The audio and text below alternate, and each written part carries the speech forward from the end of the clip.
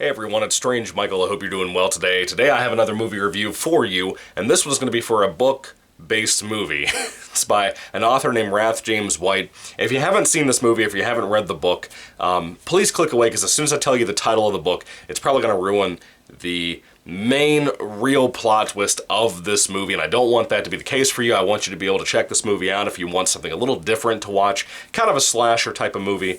The film is called Come Back to Me. It's from 2014. It's an adaptation of a Rath James White novel, excuse me. He's a splatterpunk writer. I've read one short story from him, and I've read one book. I just read the book this week, and it's called The Resurrectionist, and it was pretty solid for the most part. It had some filler moments, but it was a really horrific, gory book. This movie is really solid for what it is. It kind of steps away from that splatterpunk feel of the book. You know, the splatterpunk genre in general has a lot of gore, a lot of sex, and that book has a lot of those two things. Kind of starts off a little mild with the gore, but as it progresses, it gets more and more horrific. And this movie was not so much like that. It wasn't just a shock value movie. I was surprised. I couldn't find this anywhere to watch. I actually found out about the movie from Goodreads when I was doing a little bit of research on what other people thought about the book. And I thought it was a pretty good book. Rath James White proved himself there. The dialogue was bad in that book, but everything else was a little bit solid. I really enjoyed it for the most part. Gore was great too.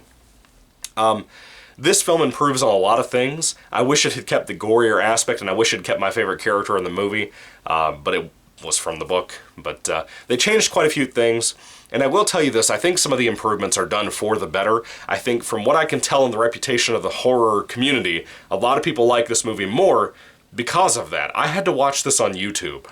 You know, because no one else has this anywhere. Not Tubi, as far as I can tell at this current moment. Not Amazon Prime. I couldn't find anywhere to watch this movie. So checking it out, I was pretty excited to see it, knowing that there was a movie based on a Rath James White book. And congrats to him. He got a good movie adaptation. He got one better one than Dean Koontz has ever gotten, basically. And I do recommend you check out the book as well. But the book is a lot more distasteful than this movie is. Anyway, Come Back to Me. What is this movie about? Basically, we have an opening where a young man named Dale, he's a young boy at the time, he watches his mom get murdered by his dad, and then the dad is shot and killed by the police in front of his house. And Dale is an odd fellow. He goes inside, and somehow, even though the cops are like, yeah, his mom is for sure dead, we need to keep him outside, they get distracted on another situation that's taking place.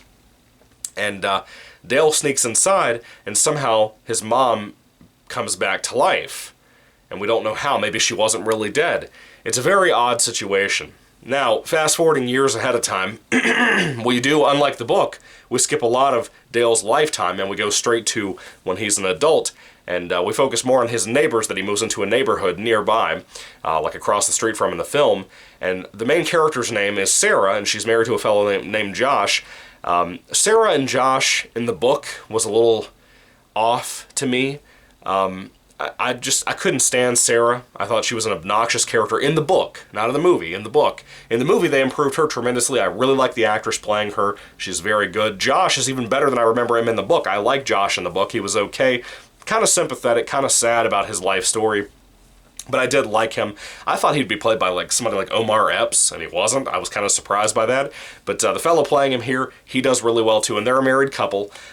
They're having an odd situation because they meet this new neighbor named Dale, which, by the way, I have to give this guy some props. Nathan Keys. I've never heard of this kid, but he is so good in this movie. He's so great in Come Back to Me, playing Dale as an adult. They meet this next door neighbor named Dale that just moved into town. And they brought him some cookies, and he was a little weird about the cookies thing, but he kept staring at Sarah, and it totally maintains this feeling, this uncomfortable feeling from the book in this movie of Dale's odd starings at her, how he encounters her at different times. There's a lot of different scenes that are in this film that are not in the book, a lot of changes that are from the film, not the book, and they did a great job with it. Whoever made this, fantastic job, really improved on it. I feel, in my personal opinion, I think they really improved on the story. Now in the book, there's a lot of investigators getting involved in the certain circumstance I'm about to talk about. One of them being named Harry, and Harry was my favorite character from the book. In this movie, there are no investigative cops, there are no side characters that are cops or anything like that. Harry doesn't even exist in the book as far as I know, or in the movie as far as I know, which was sad to me, because I think Harry had one of the most horrific couple of deaths in that book. Anyway, and when I said a couple, I know it sounds weird, but if you read the book, you'll know what I'm talking about. Anyway, basically, what's happening is that Sarah is starting to have this weird psychological breakdown. She's having these horrific visions and dreams and stuff, and mind you, this is the thing. This is going to make a lot of people mad over this movie and make them feel like it's just a constant dream sequence movie. I think that's why it's rated so low on IMDb. Basically, every time you turn around, she's waking up from a scene as if it were a nightmare. And the film plays on that very cleverly. I really, really like what it does with that. Of course, I knew the twist because I've read the book. If you haven't read the book, you're in for a surprise. It's a very good surprise, a very enjoyable little flick. The film itself kind of meanders on a low budget. It kind of is a low-budget movie, but it makes the best of that, and certain scenes look better, in my opinion, for the filming location or the cinematography. Some scenes just look better than what most of the movie looks like. Some scenes do look worse than the rest of the film looks like. The acting, to me, is great across the board. I think everybody brings something great here, even for somebody like Sarah and Josh, that in the screenplay, they're not much better than they were in the book. Sarah's a little less oddly sexual and aggravating, but you have a lot more sympathy for those two characters because of the actors and the direction they were given for here. Now, one of the big things about the book that impressed me, that I think the film did better, is that the visions and the dream sequences and stuff that Sarah is having are that she's being brutally murdered every single night and possibly even raped in her dreams. And it's very odd. It's a cool concept that's never been done before, in my opinion. Very fresh movie as an adaptation. Just not the best movie. It's just something different, you know, and that's saying a lot. Now, me going into this, reading the book before I went into the movie, like I said, I knew a lot of the twists. I knew the big gut punch. That's why I was a little reluctant to talk about the book title from Wrath James White. Mainly because it is a spoiler for this story.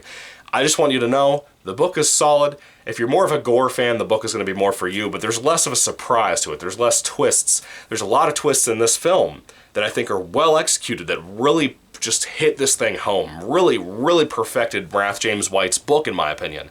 There's a lot of good stuff about it, and I really recommend it if you haven't seen it before. And I do kind of consider it a slasher movie. It's not tremendously gory, nowhere near the way the book was gory, which is kind of a shame, in my personal opinion.